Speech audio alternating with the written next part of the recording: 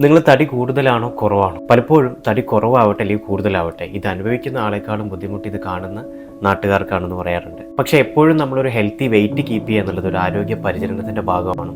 അത് over weight ആയാലും ശരി, അണ്ടർ വെയിറ്റ് ആയാലും ശരി. നമ്മൾ പലപ്പോഴും ഈ ഹെൽത്തിനെ കുറിച്ച്, ഫിറ്റ്നസിനെ കുറിച്ചൊക്കെ സംസാരിക്കുന്ന സമയം എന്താണ് ഹെൽത്തി വെയിറ്റ് എന്ന് എല്ലാവർക്കും ഒരു ഡൗട്ടാണ്. അത് ഒരു പ്രാവശ്യം പറഞ്ഞു കൊടുത്താൽ പിന്നെയും ചോദിച്ചുകൊണ്ടിരിക്കുക. അപ്പോൾ അങ്ങനെയുള്ള ആളുകൾക്ക് ഏറ്റവും നല്ലൊരു ഹെൽപ്പ് വഴി ഞാൻ പറഞ്ഞുതരാം. നമ്മളൊരു ഹെൽത്തി വെയിറ്റ് അളക്കുന്നത് BMI, ബോഡി മാസ് ഇൻഡെക്സ് എന്ന് പറഞ്ഞൊരു കാറ്റഗറിയിലാണ്.